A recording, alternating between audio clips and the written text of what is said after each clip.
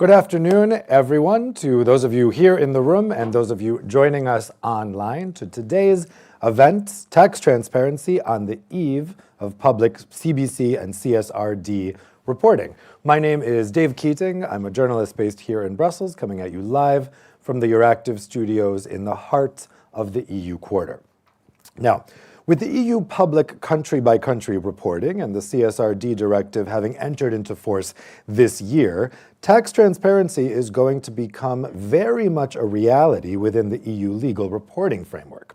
Debates are still active on the merits of such initiatives. Some companies have gradually become more transparent about their tax affairs, while others have kept their tax cards closer to their chest. But ultimately, in 2026, qualifying companies are going to have to disclose their CbC reporting, and they will need to include comprehensive information in their CSRD reporting. So these latest developments are just the latest in a trend that we've seen over the past decade, which has seen the EU increasingly focus on additional tax reporting and anti-abuse measures, which has ultimately led to a high cost of tax compliance in Europe. And according to the Draghi Report, this may be impacting Europe's competitiveness, with the EU having proportionally smaller companies compared to the US. So today, we'll be talking about what these new transparency requirements will mean for businesses and how those businesses are preparing for the upcoming reporting requirements. We'll also be talking about how large multinationals are paying their share in public finances globally and how different sectors and geographies compare in terms of tax transparency. So we're going to start off with the presentation of two studies. First, we're going to hear a study on total tax contribution, which is a study of the largest companies in Europe. So I'd like to introduce May Trin, who is Head of Tax Reporting, Risk and Reputation at RELX and also an EBTF board member. May? Thank you very much, Dave. It's a great pleasure for me to welcome you all to today's event on behalf of the EBTF, the European Business Tax Forum. It is lovely to see some of you in Brussels in person today, and also many of you who are joining us online. My name is May Trin. I'm Head of Tax Risk, Reporting and Reputation at RELX. I've been a member of the EBTF pretty much since it was formed back in 2017, and this year have joined the management board of EBTF. I would like to tell you a little bit about the EBTF because we are the organization behind the two studies that you'll hear from today, the total tax contribution and the state of tax transparency. We've also lined up a fantastic panel for you, bring together all the different perspectives from policymakers, standard setters to the industry. So what is the EBTF? The EBTF is a thought leadership group of the largest European multinational companies. Our core mission is responsible tax practices and tax transparency. We're committed to evidence-based dialogue around taxation and businesses. We are not an advocacy or lobby group. We conduct research and publish reports to inform the public tax debate. And in order to do that, we work with advisors, and some of those you hear from today.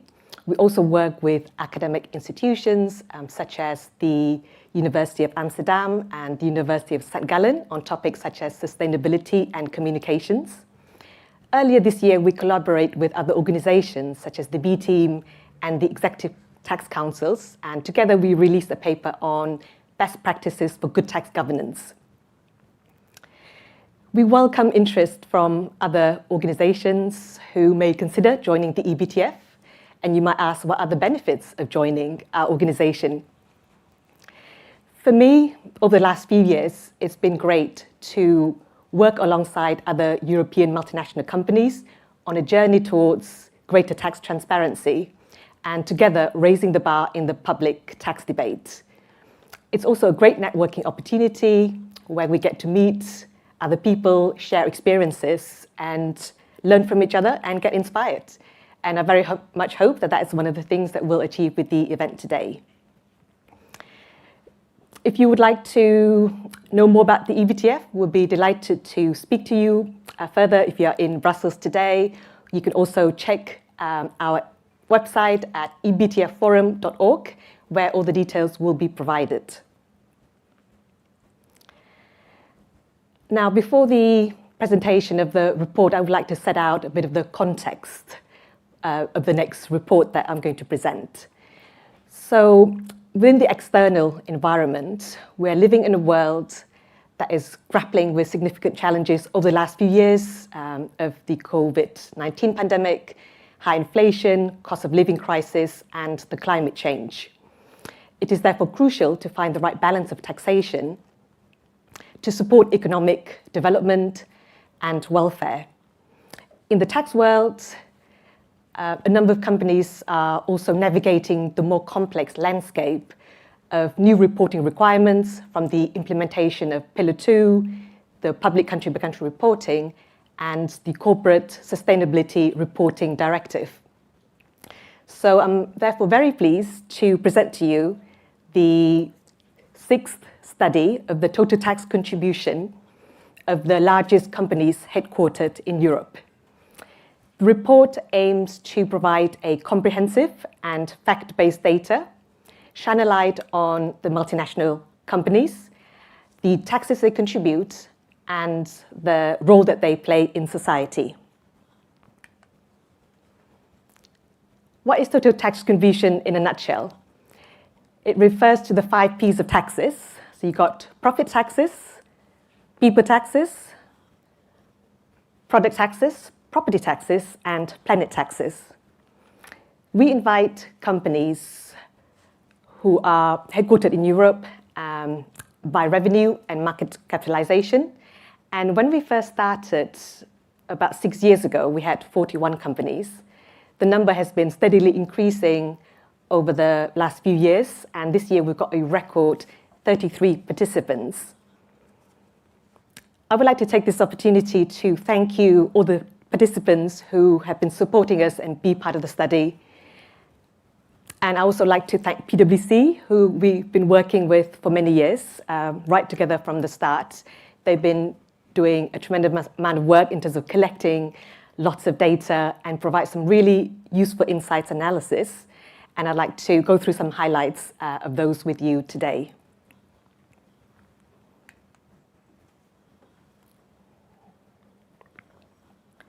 So the big picture is that the global total tax contribution of the 33 companies in Europe is 511 billion euros, made up of 46% of taxes borne and 54% of taxes collected.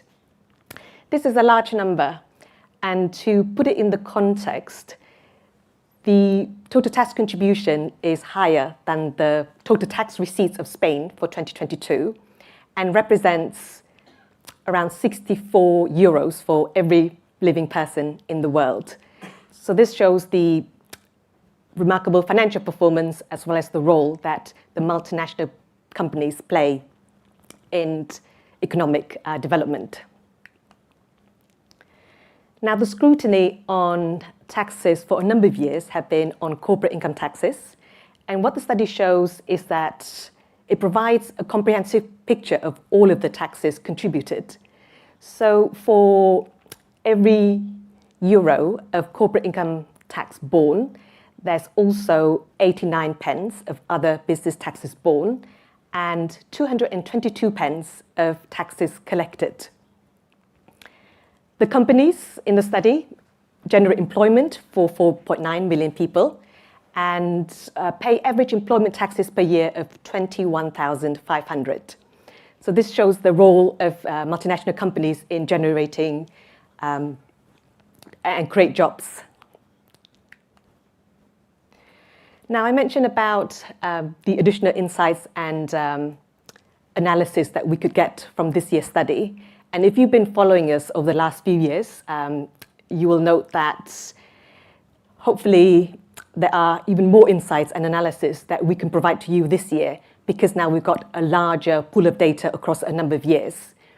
There are a number of these insights analysis that you can get from the report, and there won't be any enough time to go through those with you today, but I would like to maybe go through some quick highlights to act as a teaser and invite you to find out about more details in the report itself.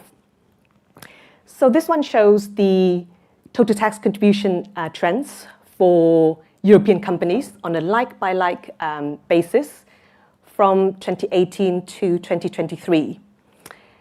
And you will see that the total tax contribution for these companies over the last 6 years have been fluctuating significantly.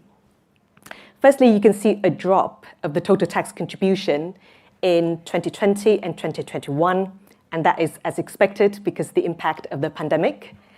And you can see on the graph here some drivers for that. So one of the drivers is in relation to product taxes, which is in orange, and that has dropped because the consumption levels have dropped during the pandemic. And what you can also see on the graph is then in 2022, then the recovery of the European companies started. And the drivers for that will again be increase in product taxes, now that the consumption levels are now more normalized, and also there are high prices from high inflation. One thing that you'll note is that profit taxes have been also increasing during the recovery period. And whilst overall, the total tax contribution for 2023 is still below the pre-COVID level, if you look at the profit taxes at 20.4 billion, that is actually the highest number over the last 6 period, and it surpassed the pre-pandemic levels.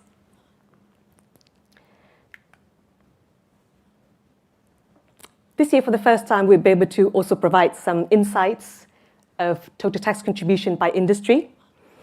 And maybe there's just one thing that I'd like to call out from this, which relate to profit taxes, because I mentioned earlier that profit taxes of 20.4 billion in 2023 is actually record high over the last 6 years. And what you'll be able to see on this graph is that those are predominantly from 2 industries. So you've got energy, utilities, and resources, and financial services that have been doing particularly well, and they account for more than 75% of the profit tax.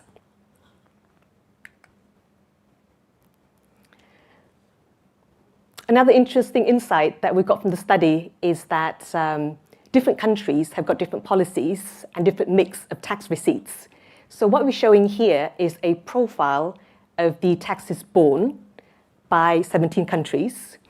And a few interesting things that we would like to call out. So for example, if you see France right at the top, it relies heavily on people taxes within its tax mix, with 43% of the total taxes borne making up from people taxes. And this contrasts with countries at the bottom of the graph, like India, that the same percentage for people taxes is only 8.5%. Now, when you look at India, the mix of the taxes borne is actually greatest when you look at profit taxes, which is 56%. Just a very quick look through the same profile, but by people taxes. So right at the top, in terms of taxes collected, you've got China, and you've got USA with the greater percentages that comes from people taxes. And when you look at other taxes, like in orange, for example, with product taxes, then you can see a country like Singapore that has got 55% of the taxes collected being made up of product taxes. And this contrasts with the USA, where the percentage of product taxes is quite low at 13%. Now, the study also shows the total tax rate, which is 39.8%. This total tax rate is the total taxes borne as a percentage of profit before all business taxes. For the first time this year, we're also able to show the total tax rates by country. And you can see a wide range from a high total tax rate of 39.4% in Brazil versus the other end of the spectrum, which is a total tax rate of 13.1% in Singapore. So these are just some of the highlights from the report, and this concludes my presentation of the total tax contribution study. In summary, the study provides a comprehensive measure of total tax contribution of the large European multinational companies. We've had a record 73 companies who are participating in the study this year, and this enables us to provide even more insightful analysis. We would invite you to take a look at the report, which is published later today, and we would like to continue to grow the study. If you are watching this and you're not part of the report yet, we very much hope that you'll be part of the study next year. So thank you very much, and we hope you enjoy the rest of the session.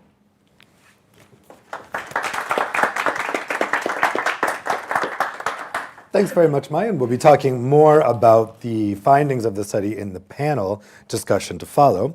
But first, we have another study. So to present that next study, I'd like to introduce Raluca Inake, who is head of KPMG's EU Tax Center. Thank you, Dave. I'm here to present a new study, actually. So it was very interesting to learn from this development over the course of 6 years. Maybe we will get there with our study as well. And to change tracks a little bit, our study looked at the level of tax transparency. So we did not measure how much taxes MNEs pay, but rather how transparent they are about their tax affairs. And I think we can start with the slides. Here we are. So just to give a little bit of context here, we analyzed data from 185 MNEs headquartered in 21 jurisdictions in Europe. So our study is focused on European entities. It's not a global study. And we split it into 3 phases. In phase 1, we analyzed information that is publicly available on the websites of these MNEs. So in annual reports, in their tax policies, and so on. So all publicly available information. And this is a mix of listed companies and privately held groups. So the majority of the MNEs that we looked into are actually listed, but we also have a quite good representation of privately owned groups as well. So 185 MNE groups headquartered in Europe across 21 jurisdictions. This is the data that we analyzed in phase 1 and that we compared with a methodology that was developed by my colleagues in KPMG in Denmark based on the GRI 207 tax reporting standard. We wanted to have some sort of benchmarking analysis, so we chose the GRI 207 tax standard to serve as the baseline for the analysis that we performed. We use the requirements of GRI 207.1 to 4, and that includes the recommendations in GRI 207.4 as well. So when it comes to quantitative disclosures, we looked at what the standard requires, but also at what the standard recommends, and we gave a higher weight to the requirements than we did to the recommendations. For each of the 185 groups, we provided a score for each of these requirements in GRI 207. So companies could score 0 if they did nothing with respect to that specific requirement, 0.5 if they did something but did not meet the full GRI 207 requirement for that section, and a full point. We came up with some scores, both on qualitative disclosures, so GRI 207.1 to 3, and on quantitative disclosures, so GRI 207.4. We will talk about this more in a moment, but you will see that generally MNEs tend to do better in terms of qualitative disclosures than in terms of quantitative disclosures. So things like their approach to tax, their tax strategy, their internal governance framework, the way they engage with stakeholders. Companies are generally more open about those aspects of their tax affairs than they are when it comes to presenting country by country data, which is the quantitative side of the GRI framework. In phase 2 of this project, we actually asked some of the groups to respond to a questionnaire. 75 of them, representing about 40% of the entire sample, actually did so, and that's where they gave us a little bit more insight into why they chose to be transparent, why they chose not to be transparent, what were some of the challenges that they faced, what were the reactions from internal and external stakeholders for those that decided to be transparent, how they are approaching the issue of tax under CSRD, how they are preparing for public country-by-country reporting, and some other insights that I'm going to highlight in a minute as well. In phase 3, we had over 30 one-to-one interviews with some of the MNEs, where we again try to understand a little bit more about how they started on their tax transparency journey. For the ones that haven't started yet, what they are considering doing. For the groups that are actually quite advanced on this journey and that actually have a lot of insights to give to us in terms of their own experience, we heard a lot of really interesting insights on best practices that are included in the report as well. So it was very, very interesting to have these interviews to get more than just numbers, but get some information on best practices that others that wish to go ahead on this journey can use as well. So if we look at the use of the GRI reporting framework, basically we wanted to validate our choice because we needed this benchmark, as I mentioned, and we chose GRI 207 because we thought it was the most useful default for our study. We actually looked into whether this was a good choice, and we found that the GRI reporting framework is used by a majority of groups that publish on sustainability.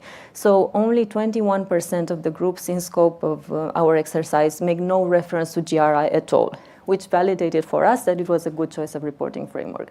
When we looked at reporting in accordance to GRI 207, which is the tax standard, we found that a majority of the groups that use the GRI reporting framework for their sustainability reporting also report based on the tax standard. When we looked at the full sample, so not just the companies that use GRI more broadly, but specifically on tax, 39% of that sample use the GRI 207 tax. So there are entities that do not use GRI generally, but that report in accordance to GRI 207 on their tax affairs, which was quite interesting and again validated for us the choice of the benchmarking methodology. If we look at qualitative scores, we actually have 4 groups that achieved a perfect score, and over half of the entities scored 50% or higher, which tells us that things are looking quite good in terms of qualitative disclosures. There is always room for improvement, but for us this was quite a positive picture. We also looked at the different subsections of GRI 207.1, and as you might expect, the companies tend to score better under GRI 207.1, which is approach to tax. Many companies, and I think it's somewhere around 73% that disclose their global tax policy. There's another maybe 9% that only disclose their UK tax policy because of requirements in the UK. And basically disclosing tax policy and a few other details on approach to tax is enough to score quite high for GRI 207.1. Now, when we look at disclosures regarding the internal control framework around tax and then engagement with stakeholders, those scores drop. And we find that at least for GRI 207.3, so engagement with stakeholders and a few other requirements in the standard, it might be that companies don't score that well just because of an oversight. So not necessarily that they're trying to hide something, but more that maybe they were not paying attention specifically to some of these items. In terms of sectors that score highly, energy and natural resources and financial services are the 2 sectors that score above average. And I'm going to come in a minute to the reason why that is the case. And in terms of jurisdictions, it's Italy, Denmark, Spain, and the Netherlands that are quite high in terms of qualitative disclosures. And as you might expect, listed companies do better than privately owned groups, and that is the case for qualitative as well as quantitative disclosures. So looking at quantitative disclosures, the average score, when we take into consideration both the mandatory and the recommended sections of 2074, is 36%. And when we only look at the mandatory requirements of this subset of standards, it's a little bit higher, so 42%. Both for qualitative disclosures and for quantitative disclosures, we saw an improvement when we compared 2022 data to 2023 data. Here, very much the same trends as for qualitative disclosure. So listed companies do better, as I said. The highest performing jurisdictions are more or less the same, although here we see Norway as well. And the financial services sector, again, is one of the sectors that does really, really well here. I said that I would mention some of the reasons why some of the groups decided to become transparent. And in terms of ENR and financial services, I think when we started off with this exercise, it was our assumption that those two sectors will do well because they are highly regulated and there are already requirements in place and have been for a number of years for them to be transparent about the payments that they make, including tax payments. But when we investigated this further, the answer that came up the most is actually company ethos. So most of the groups that we surveyed as part of phase 2 of the project told us that they are transparent about their tax affairs because that is aligned with the ethos of their organization. It's not because of the regulatory requirements, although that features as well, but the percentage of respondents that refer to the company ethos is much, much higher than regulatory requirements, and pressure from investors and other stakeholders and peer groups actually rate quite low, which to us is encouraging because we think that M&Es that are transparent are so because of the right reasons, so not necessarily just because of pressure from the public. We also had this idea that being transparent about your tax affairs is definitely a good thing. So we wanted to confirm this, and we surveyed the groups on this aspect as well. And indeed, only 2% of them mentioned that they had had some sort of negative reaction.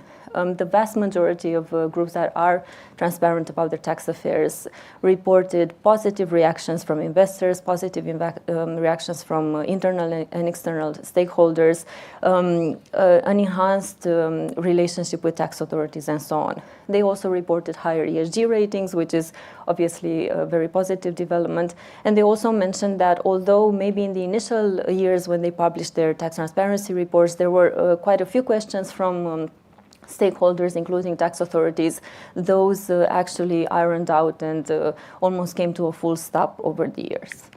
In terms of why some groups don't disclose information, the most commonly cited concern was commercially sensitive information.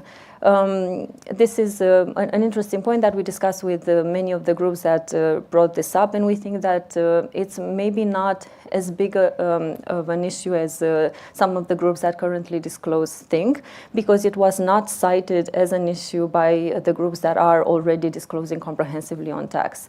In terms of other reasons that were mentioned, the one that came up quite often was no time. And this is something that I think we can all empathize with because there's so much happening at the moment that there is incredible pressure on in-house tax teams. So it's something that we can recognize, but we did hear from many of them that they are planning on disclosing more on tax. It's just a matter of when.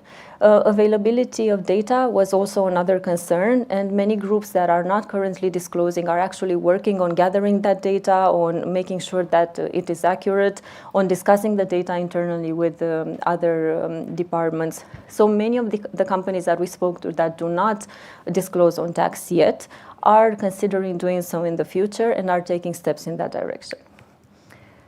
I also mentioned that we collected some best practices, and I included here on the slide a few of them. In terms of building a culture of responsible tax behaviors, there are a few themes that emerged from our discussions as part of phase 3 of the project when we had the one-to-one interviews. The first one was that this has to be a message that comes from the top. So early buy-in from the board is very, very important when a group starts on their tax transparency journey. It's also important to keep the entire organization aware of the tax principles that the organization should operate under. So frequent training sessions, not just for the tax team, but for the broader organization, were cited as a common strategy to ensure that the tax policy is well understood across the organization. Frequent meetings with the audit committee, at least once a year, a comprehensive discussion between the tax department and the board were also themes that came up quite often. How to get there? When we spoke to groups that are very advanced on their journey, many of them told us, just start. So start somewhere. Don't let yourself be overwhelmed by the final destination. Build this as a step-by-step approach. Start small, but start somewhere. And even those groups that are, let's say, the gold standard in terms of tax transparency have plans to disclose even further. So this is a journey. It's not a sprint. It's more of a marathon. And it's important to just start somewhere. At the same time, it's very important to be very clear about your intentions. So where are you headed towards? What will be the involvement required from other departments within the organization? So you need to be very clear about what you will be needing from them at each step in this journey, because that will help get their buy-in and actually turn this into a success. One very interesting point that came up was to consider doing an internal pilot report. So before publishing a total tax footprint or total tax contribution report externally, develop one and publish it internally. Get feedback from internal stakeholders, use that feedback to improve it, and then maybe in the following year make the report public. One other very common point was connecting with peers. So many of the groups that we spoke to said that it was very useful for them to actually read what their peers have been doing in this space and to have conversations with them to understand what the best practices are. And also we hope that the best practices we included in this report will help in that direction as well.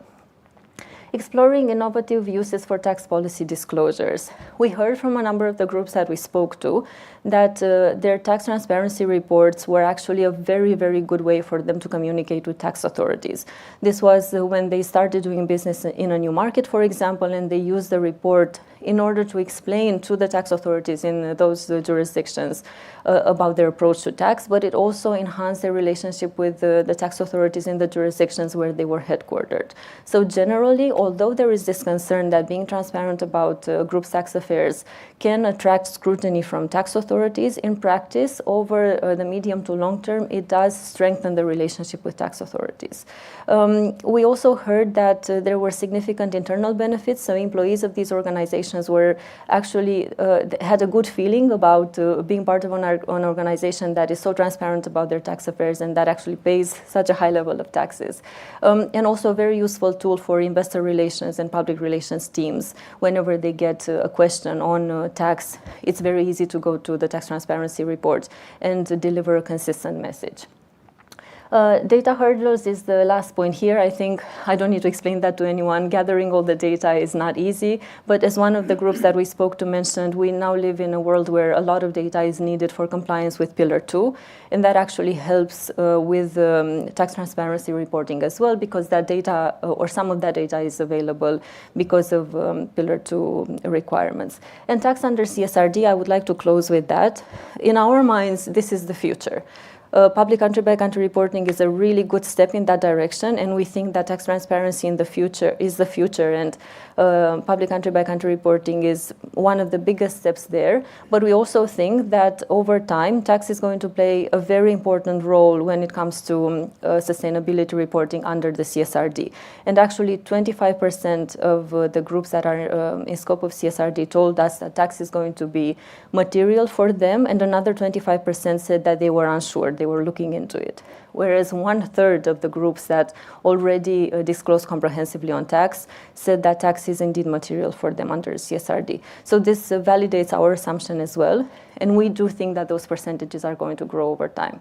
The report is going to be published later today. We hope you enjoy it, and glad to hear feedback from you on what else should be in there. Thank you so much. Thanks very much, Raluca. So if you guys have questions for either Mai or Raluca about those studies, we're going to take those at the end of the event after the panel discussion. You can do that whether you're watching online or watching here in the room. You can do that via Slido. You can put in your questions, and I'll get them here on the tablet. See that if you're here in the room, you see that QR code that's just come up on the TV screen. You can scan that with your phone, type in your questions on Slido, and as I say, that can either be for the panelists or for Raluca and Mai, who will be able to stand up and answer your specific questions on the study. So I think both of those give us a good starting point here.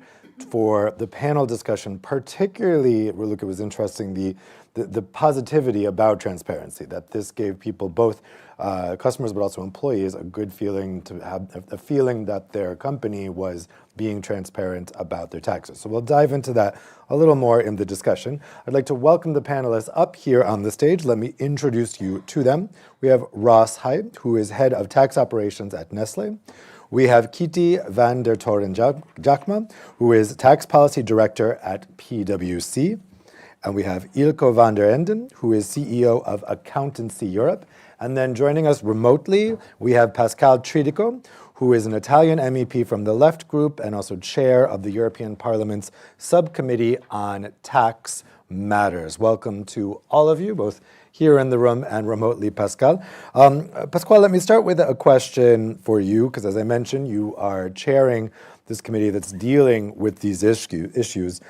So what work is your committee doing to prepare companies for the changes that are coming with CbC and CSRD reporting? What's kind of next steps in terms of these new requirements?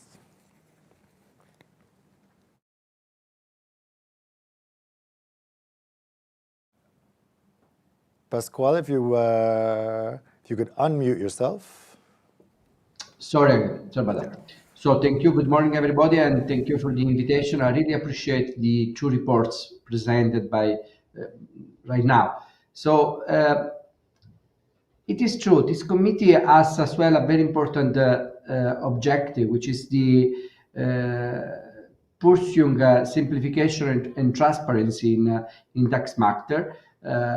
Last legislature, there were important steps forward concerning in particular some aspect of Pillar 2, and as you know, Pillar 1 has been delayed or suspended to some extent. So the objective is legislature of the committee is very much focused on two things. One, it is has been discussed here, which is the transparency and the simplification of the on tax matter. The second one concern another aspect on which I will say 2 words if I am allowed in a while. It is very interesting for me to see, if I may elaborate a bit, from the report presented on total tax contribution, to see the huge variation within Europe. I'm interested, of course, in European Union. Within Europe, it is very interesting to see the difference between total tax rate among member states, which goes from 15% of Netherlands to up 35.5% of Spain among the countries listed in figure 9 of this report. Well, what this information tells us? Well, it tells us that there is an indirect cost, in particular as far as profit tax is concerned. There is an indirect cost of capital which is different within the Eurozone. Well, I'm saying that within the Eurozone, having the same currency, having capital mobility, having an attempt to reach a currency, an optimal currency area, we have a huge variation among member states as far as the indirect cost of capital is concerned. Because actually taxation on in particular profit tax is an indirect tax on an indirect cost, of the capital. Taxation is an indirect cost of capital. And you know, we are very much worried within Eurozone in particular as to calibrate the best possible interest rate, which is the direct measure for capital, the direct cost of capital. And you know how much the maneuver of Lagarde has an impact of capital mobility in the Eurozone, and how much careful we are, rightly, on establishing the correct interest rate within a precise moment. And actually what I think, and the figure 9 actually gives you the plastic demonstration of that, is that we do not pay enough attention on the indirect cost of capital, meaning the taxation within the European member states, because we do have a huge variation. And this variation actually intensifies the problem within the Eurozone. If we do have a common currency with common mobility of capital, actually we need to pay attention to that. Of course, as I said, in the last legislature, there was an attempt to harmonize taxation, but actually, as you see, the issue remain as the same, meaning that we do not solve yet this problem. And this is the second point that I announced before, meaning that it is important, sure, to put forward an agenda for transparency, for simplification, as well as it is important to harmonize as much as possible the tax rate, the total tax rate in particular, as far as capital is concerned. And this has an important implication on the economy, on the competitiveness of member states, and on the strength of the European Monetary Union in particular. Now, this issue is strongly linked as well to the issue of transparency and to the issue of simplification, because let's imagine, just by for an abstract exercise, that we do have an harmonization. We do have basically a single corporate tax, imagine, in Europe. Well, this will simplify much the work of firms in paying taxes, in being transparent, in having only one reference rather than 27. Of course, we know that tax issue is a national issue. The member states do have a sovereignty on that. But we know as well that multinationals are not national. So we need actually to work on that to find the right compromise in order to compensate these two issues. Yeah, this is what actually I wanted to tell you. Thanks very much. Yeah, I think it's a very good point that despite all of the work that's been done to harmonize within what's possible in terms of subsidiarity, we can see from the report that actually the situation remains very, very different between member states. And as you say, this is a member state competence. There's still some work to be done at EU level. Russ, let's turn to you next. So we heard there about how transparency was generally received positively. How would you say that MNCs can improve their communication about how they pay taxes? Sure. Okay, so thinking about that question, I'd like to refer back to the Transparency Report briefly first. I thought it was very interesting that there is a very broad spectrum of transparency, not just across companies, but across industries and geographies as well.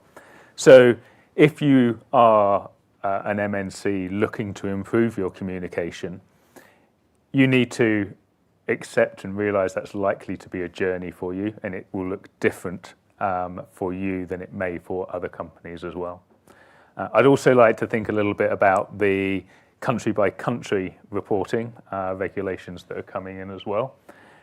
While that will clearly give a much greater transparency with respect to data, companies need to realise that that's not just the answer around good communication with taxes, and that there is a broader discussion that needs to take place internally around the narrative that you have with your stakeholders.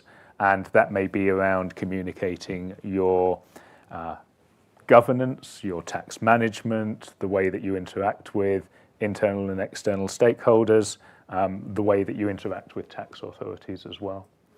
And then thinking further about data, just disclosing more data and volume of data doesn't mean good communication. It's much more about providing relevant data, giving a narrative around that data, and then data insights as well. So that should also be part of the way that you think about communication. As I say, it's likely to be a journey for many companies, and That journey will probably start out with engagement internally, but I think a step plan around how you're going to improve your communication is very helpful. You can think about benchmarking where you are today. You can think about looking at what best practice looks like. I think the report gives an insight into what best practice looks like. And then in any plan that you develop, I think you also need to overlay the legislative requirements that are coming out into your considerations about when and how you disclose. Yeah, certainly a good point in terms of when it comes to transparency, it's not necessarily about quantity, it's about quality, and just a big data dump actually isn't doing much for transparency, certainly not for communication. Kiti, let's turn to you next. So as was mentioned, we've got some changes coming in 2026. Could you walk us through what exactly will change for companies in terms of disclosure and reporting in 2026? Yeah, sure. Happy to provide the insights. Yeah, I think that 2025, let's start there, will be an extremely interesting year because that's the first financial year companies actually are going to report, for example, large companies for the CSRD, the Corporate Sustainability Reporting Directive. And that means that the scope is much more wider than it is nowadays. And of course, also have mentioned before, public country-by-country reporting will be extremely important as well, because that will be in practice the first year companies are going to report. So 2026, we will see a lot of tax transparency reports, hopefully. So that will be on the mandatory side. But I think it is also very interesting to look at the voluntary side. And I think the report provides extremely helpful insights to see that companies are actually using the same disclosures for different goals. So all the disclosures for mandatory reporting can be used for voluntary reporting and vice versa. So it's also interesting to see what the developments will be on the voluntary sides, like, for example, tax governance codes or tax principles. And we see that there is an alignment. You see referring to the Global Reporting Initiative. We see reference in the CSRD to GRI, so you see an interconnection between those developments. So I think that is very relevant as well. And what I also want to mention is, and that's because a little bit from my tax policy background, is I think we're now on a real interesting time with this new Commission, the European Commission, and this new mandate. And it's interesting to see the developments towards tax policy because you already mentioned it before, the Draghi Report. So the European Union really have to move forwards to become more competitive. And there I think we will see a tension between being competitive and decreasing the administrative burden, but also to want to be a sustainable European Union and have a sustainable growth, and being transparent is definitely part of it. And so it means that the European Commission, the new commissioners, has to make difficult choices between those two fields. So I do believe that there will be a connection between those two fields, but maybe a slightly different than we used to be. And I think for companies, it is extremely important to track those developments, to be aware of, especially when gathering the data, as mentioned before, and to see how you can really disclose the information on a way that it is easy, but really with a narrative. So those two developments, I think, are important to check. So the mandatory reporting, the voluntary integration, but also to see what the new mandate will come. Yeah, makes sense. Thanks for walking us through that. Ilko, turning to you next. How do you expect these new requirements to impact European companies, particularly from 2026? I think it may impact them less than we think, since most European multinationals already report on their impacts. As we've seen, usage of GRI, introduction of ISSB, we've seen the tax standard also. So I think most organizations are pretty well prepared. What I do think that most organizations are afraid of is that double work needs to be done because many jurisdictions introduce their own reporting standards and come with their own pieces of legislation. So the alignment and the interoperability between the various standards that are out there, they need to be taken very serious, and they need to be taken, I think, at the next level, which means more cooperation, more alignment between the standard setters, and a more open mindset from politicians to see that although we are Europe, we live in a global world, and the regulations we make over here, they have an extraterritorial effect. And the regulations they make in the States or Southeast Asia have also an extraterritorial effect. So more alignment on a global scale, that is what is needed. But I think that most organizations in Europe are pretty much prepared and know what was coming, although you heard different things. Well, MEP Tridico had to depart, I believe, for a committee meeting, but I wanted to return to something that he said, which is about the fragmentation among different member states in terms of top corporate tax rates in particular. Russ, when we're looking at various geographical areas of Europe, also between different sectors of Europe, how does the transparency situation compare? Are there general observations you can make about certain sectors or certain parts of Europe where things roughly align, or is it really just a totally different situation in all 27? That's a question that could take a while to answer, and I think that is because of the complexity involved. So we saw earlier that certain geographies, certain countries have companies which are more transparent, and that's really coming from those local regulations. We saw some companies are disclosing just UK tax strategy because that's a specific requirement in the UK, but not necessarily other countries.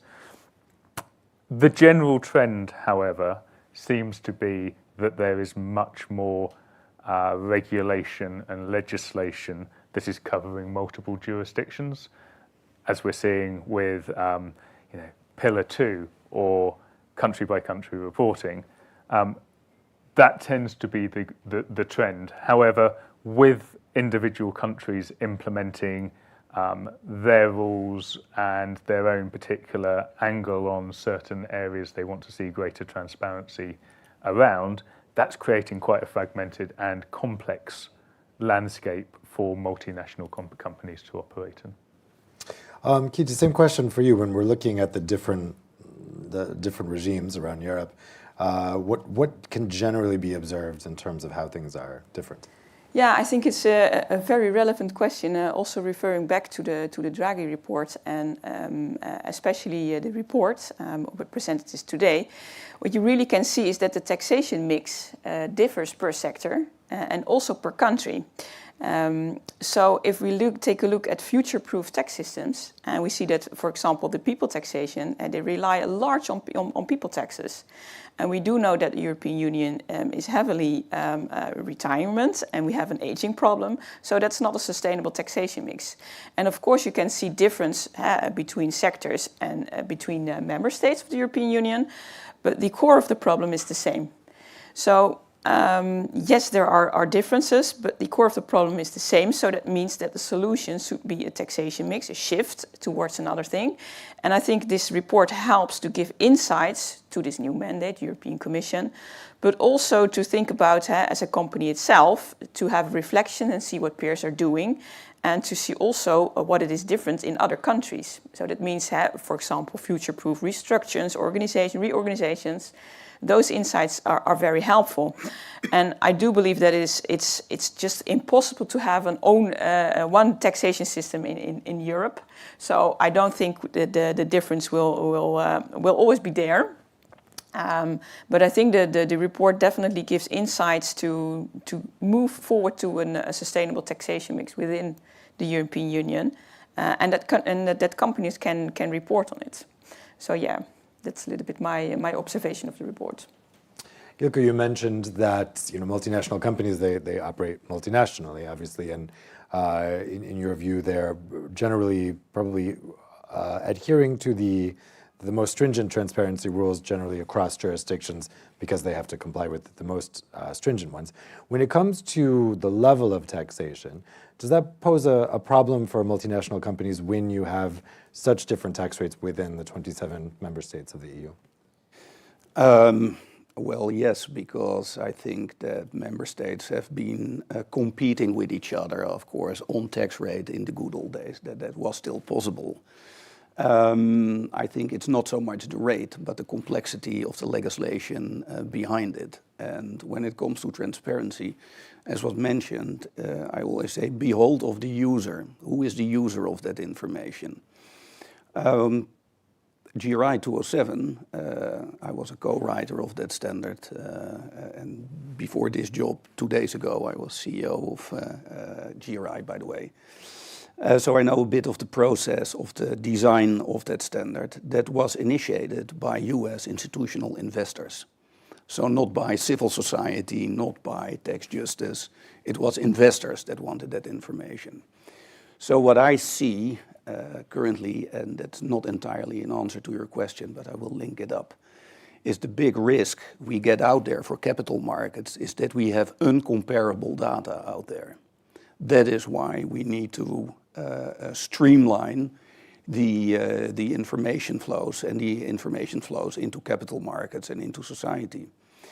I think it is a bit of a missed opportunity here in Europe that if you look at the format of the public country-by-country reporting directives framework to report on, that it's more or less something sui generis. It's something that stands by itself. It's not linked to GRI 207, it's not linked to BEP 13, it's not linked to IS 12, FIN 48, etc., etc. So it adds basically no usable information for capital markets.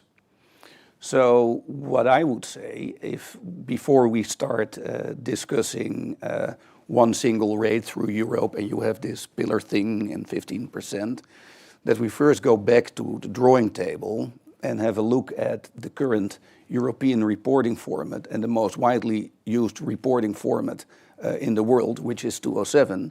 And if we can find something like a way or drive towards equivalence between the two standards, so that you would be compliant with public country-by-country reporting European style if you were already using 207. And that would really reduce the compliance burden of all those multinationals that already use 207.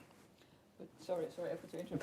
But would you think that, for example, this is a solution also to reduce administrative burden, that the European Commission could give guidelines how to link, for example, public country-by-country reporting to CSRD reporting and vice versa?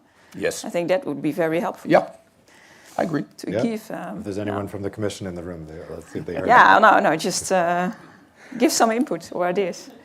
Russ, so some of the most demanding people when it comes to tax transparency are actually shareholders and in companies because it's important that they know what's going on, obviously.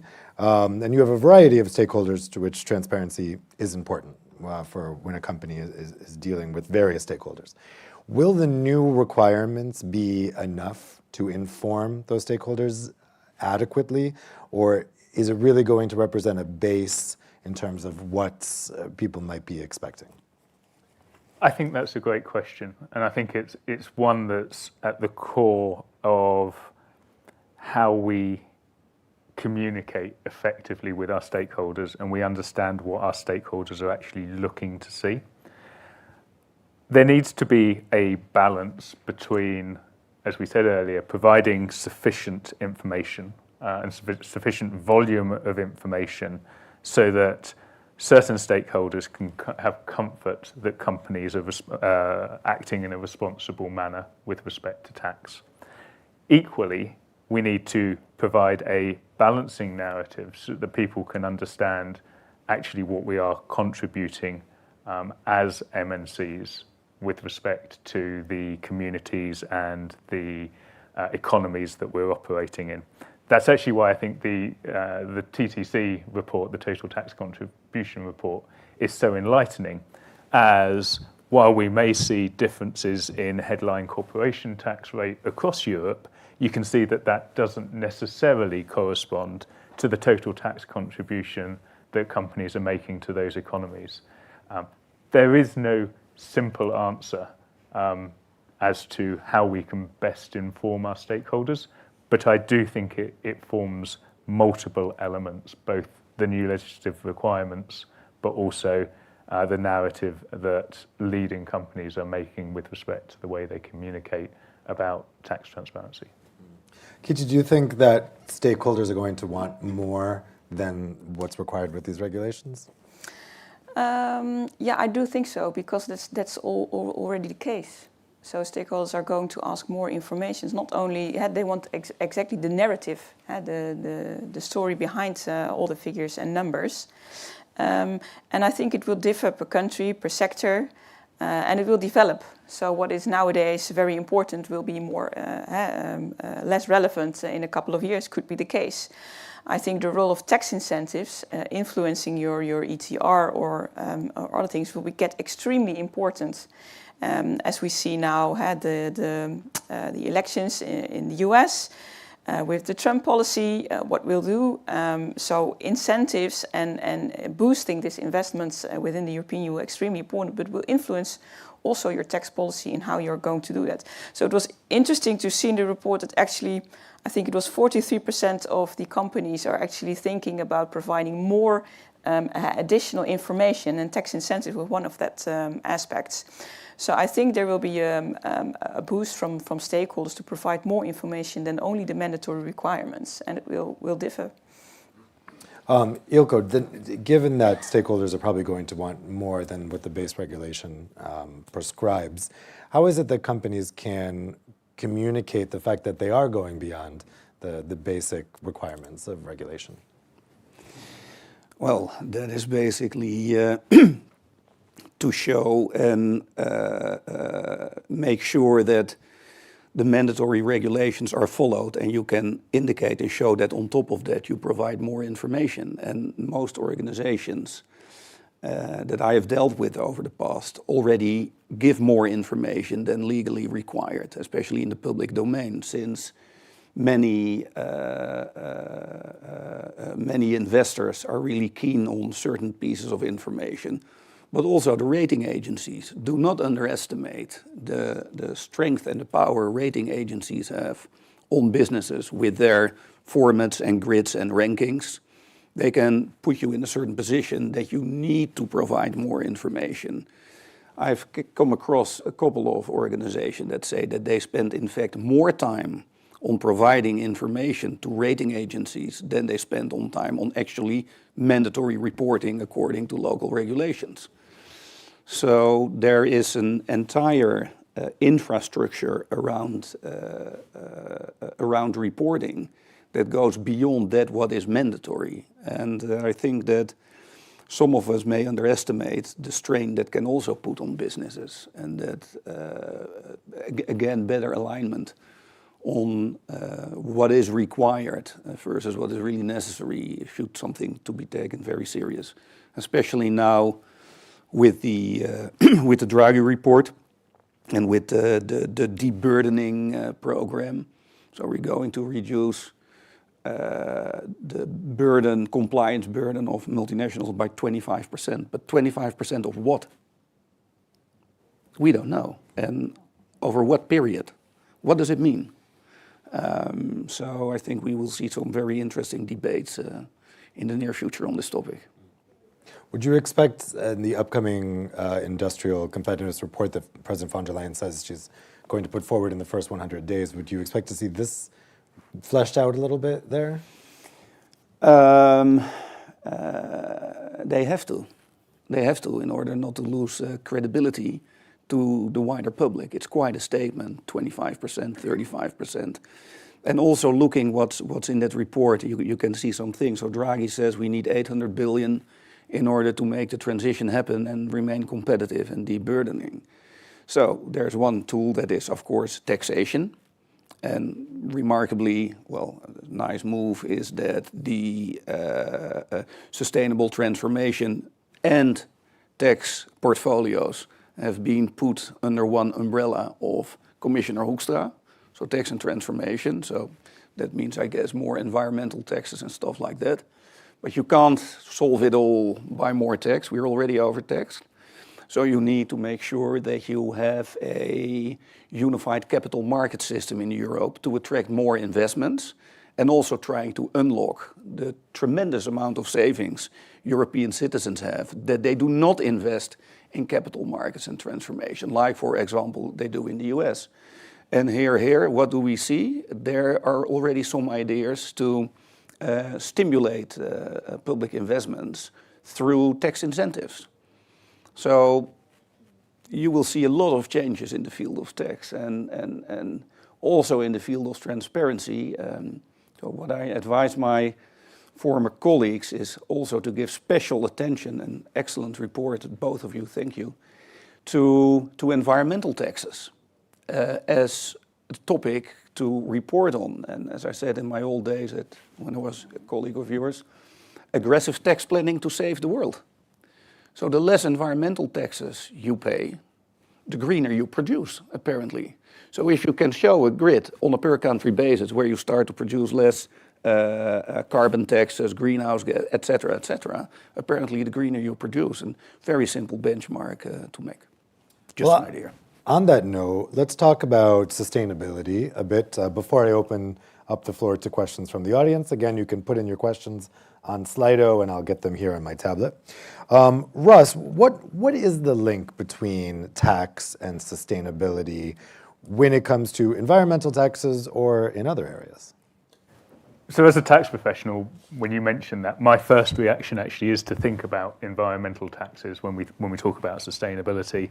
And clearly they have a role in influencing the behavior of both companies and consumers as well, whether that's with carbon taxes, waste reduction taxes, or plastic packaging taxes, for example, all of which we've seen a lot of development in over the last few years. However, I think the conversation with tax and sustainability is actually a lot broader.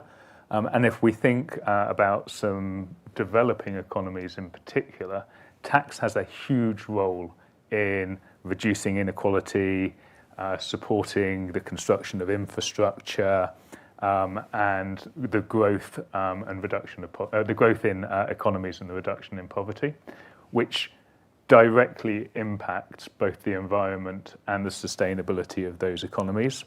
So when we think about what we saw with the total tax contribution report, I think that is important to look at as well in how we're contributing to those countries' economies in a much broader fashion. So I don't think it's just about environmental taxes when we think about sustainability. I think it's making sure that we contribute fairly to the countries that companies operate in, and that taxes are paid where value is created. Kitty, what do you think is the link between tax and sustainability? Yeah, that's a good question, and a lot of clients of PwC are asking that question as well. And I think there are, as you had mentioned before, there are two aspects. So one is more the payment side of tax and sustainability. So that's more the contribution to society, which allows governments to finance education, to finance household projects and things like that.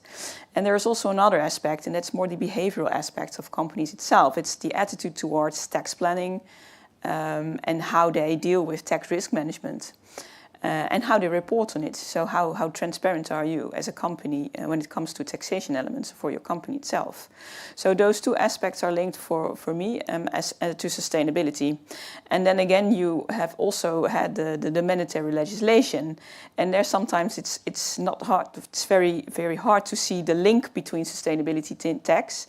For example, a lot of clients and companies are struggling, so tax under the CSRD. So we do know there is a link, but it's not really a standalone ESRS. So that's sometimes a journey to see how is tax really linked to the mandatory legislation when it comes to sustainability reporting. So I think there we can do a lot of things and make companies aware that there's definitely a link. And those two aspects can really help also to get the insight of the mandatory legislation. Ilko, you mentioned environmental taxes, but are there other ways that tax is linked to sustainability? Yeah, of course. I mean, taxes are used as a source of revenue to influence behavior and for the redistribution of wealth. And we know, of course, that structurally unfair societies are not sustainable. Socioeconomic cohesion must be maintained in order to be able to add value through your economies and through your workforce. So by default is tax a sustainability-linked topic. So I completely agree with you. Okay, well, let's take some questions that have come in from the audience. First question is for you, Ilko. The question is from Guillermo Pereira. Why was GRI 207 mainly focused on corporation tax when TTC, total tax contribution, shows that other taxes borne by companies are just as big? That's what people made of it, because GRI 207-4 is about, in principle, all taxes, not just corporation tax. So that is a bit of a misunderstanding, but perhaps our marketing wasn't that smart on this topic. I get that question more often. Oh, yeah? Okay. Yeah. So next question, and again, just a reminder, you guys can put questions about the study as well. And this question is about the studies. I'm pretty sure this is about the TTC study, but correct me if I'm wrong. So Maya, I think this is a question for you. It's from Aldo. It says, thanks for the presentation. This is Aldo Bonatti from Etica Funds, an asset manager. Can you describe briefly the 5 categories of taxes? And yeah, you could just stand here so people can see. Yeah, the 5 categories taxes. So total contribution has got the 5 P's of taxes. So I believe that's what the question is about. So we've got profit taxes, so taxes on profits. Got people taxes, so for example, payroll taxes, national insurance contributions. Then we've got planet taxes on the substances harmful to the environment. We also have property taxes on transactions in relation to property. And we've got product taxes as well. So those are the 5 P's of taxes. And there's more details in the report. Thanks a lot. So next we have a question from Gordon Randall. It's to the whole panel. So Ross, I'll put it to you first. Does the panel consider that in light of Pillar 2 and the geopolitical trade position, focus will continue to remain on the taxes borne by companies, notwithstanding efforts to also consider BS tax collected, which are often much harder to collect accurate data? Hi, Gordon. Thanks for the question. That's a very difficult question to answer. I think if pushed, I would say the focus is much easier to be on companies because it is much easier to collect the data, and it is much easier to compel companies to provide more information and more transparency. What will be interesting to see, I think, with technological advances over the next few years will be how tax authorities are able to provide greater insight and greater analysis over other taxpayers within a particular country. I heard some interesting information around one particular tax authority in Europe who is really deploying significant resources around AI in order to be able to identify where there are potential tax gaps amongst profiles of taxpayers. And I think that information, as we go forwards with better technology capabilities, will be interesting. I think it's just much easier to get visibility over corporations with respect to taxes, however. Kiti, I'll put the same question to you. Yeah, I fully agree. And I think it's, for the next years, I think it is very interesting to see how companies are dealing to be compliant. I think that is an enormous challenge to be compliant, to be Pillar 2 compliant, actually. And also how it relates, for example, to your public country-by-country reporting for your safe harbor. So we see a lot of questions of clients dealing with that in first instance. And then if we take a look further, then I think it is interesting to use that experience with Pillar 2 and all the data gathering towards, for example, the BFIT ideas. So if we see the written answers of Hoekstra, the Commissioner for Taxation, as you said, he already said, yeah, when we look at BFIT, then we have to place it really in the lens of Pillar 2. And so the coming years, it is extremely important to see how companies are going compliant, to see how they can really provide the input for tax authorities, how the exchange of information will work with the new DAC. And then I think we can provide a final answer to this question.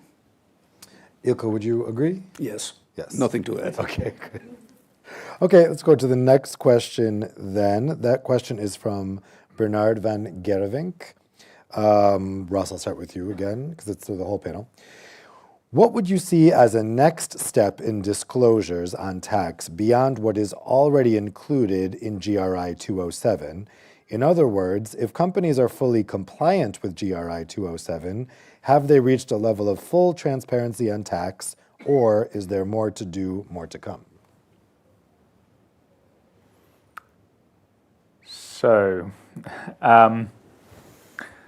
I think full compliance with GRI 207 actually does take you quite a long way. And I think if I consider the next few years for most companies, that will be the expectation of where people will be heading towards.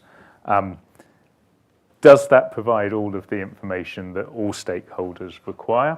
I think comes back to the point I was making earlier around what are stakeholders really looking for, and just providing more information doesn't necessarily meet their requirements. So it's really about understanding what their requirements and objectives are. I will take maybe one particular area, which I think is quite hard to interpret, which is around tax incentives.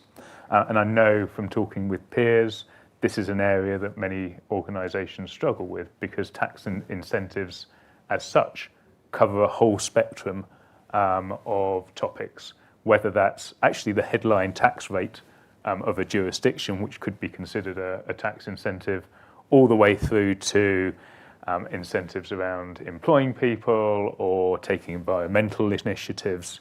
And so being able to give clarity that's meaningful around certain areas can be quite challenging for companies to understand.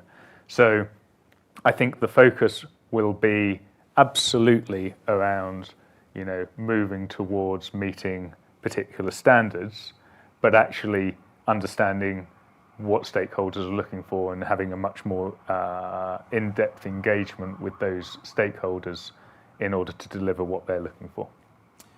Kiti, would you say that GRI 207 is the pinnacle of transparency, or is there more to come?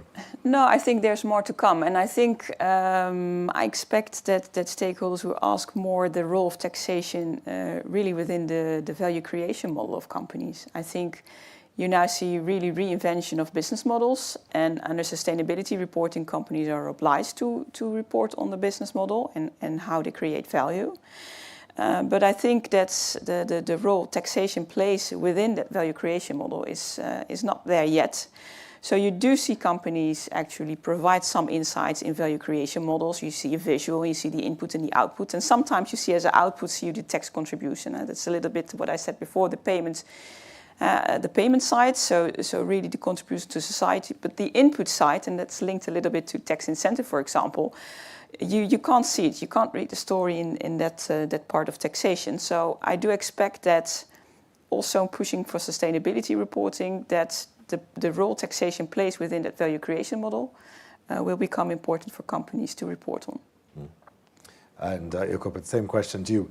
Not only do you think that is it adequate, but is there further regulation to come after that? I think that if you would use GRI 207 as a global baseline for reporting, that we all should be very happy what we have.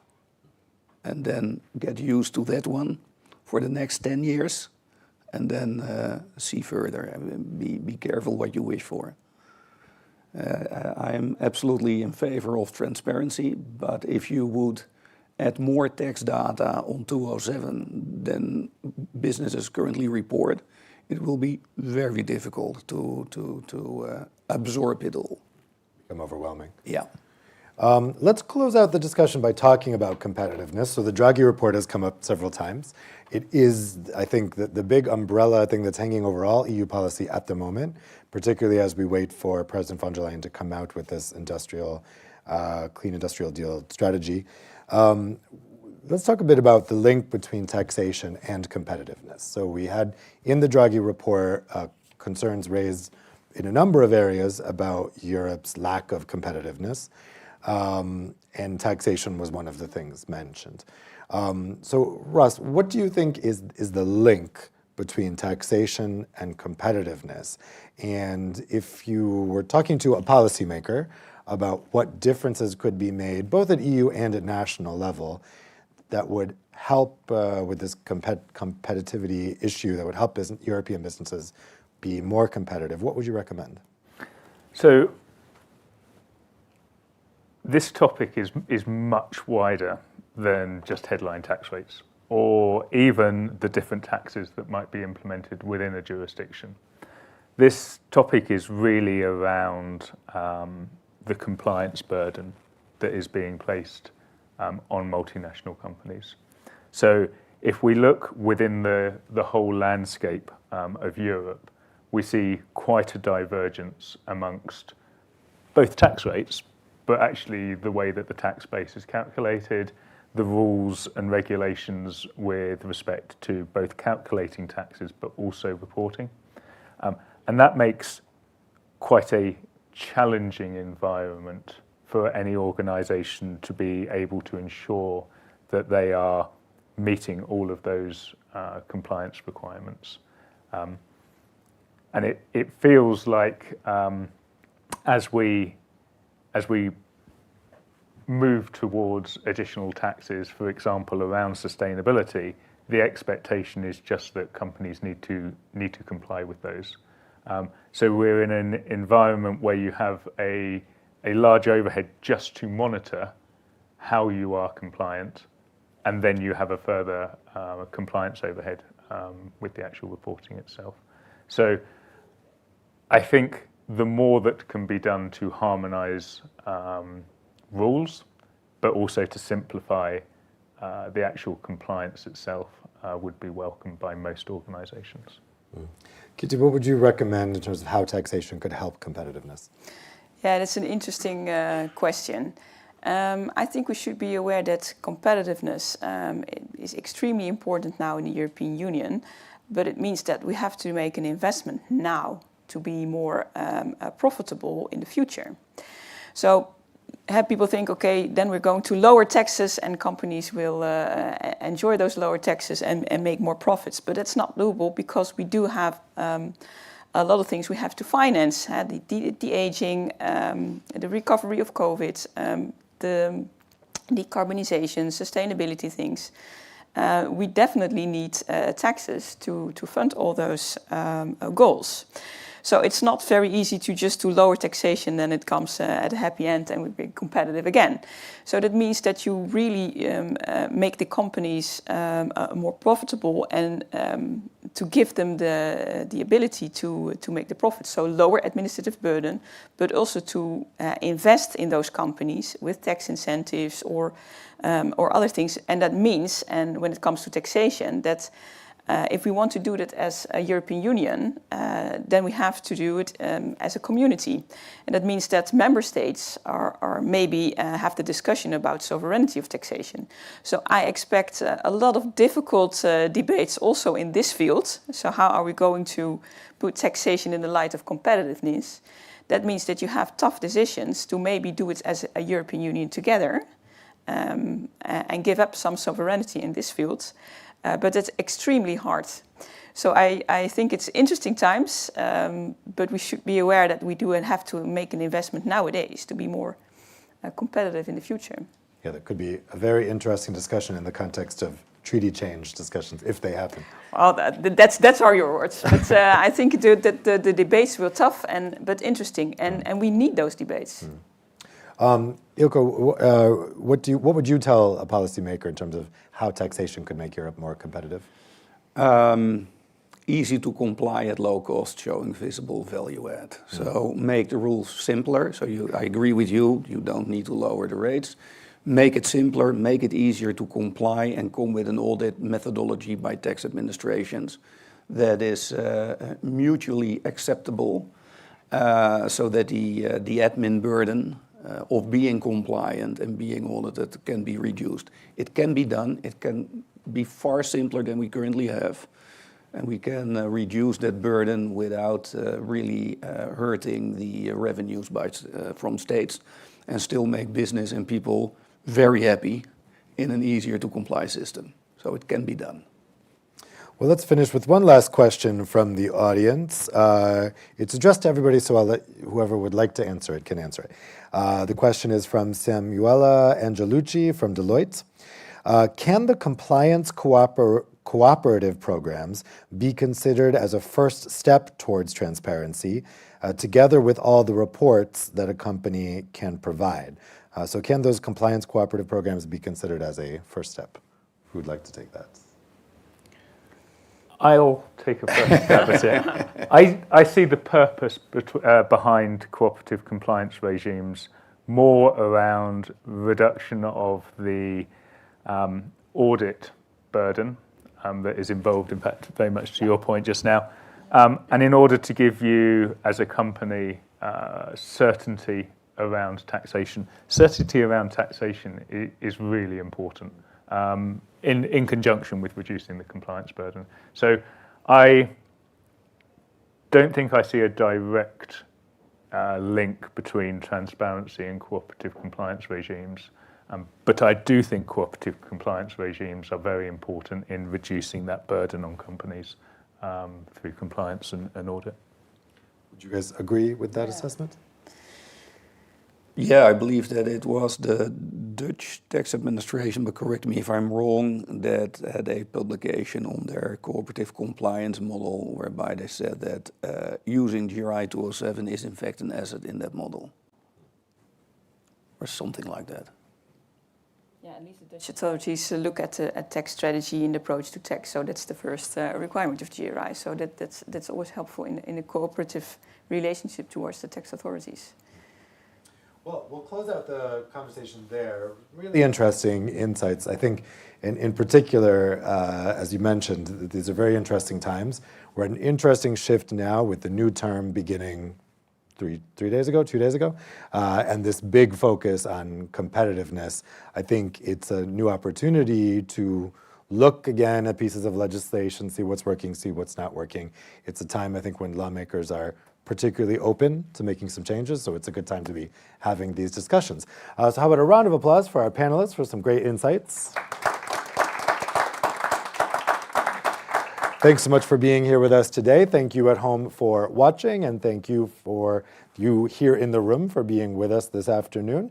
For those of you here in the room, I'll invite you outside to continue the discussion over some food and drinks. And for those of you watching at home, I wish you an excellent afternoon. Take care.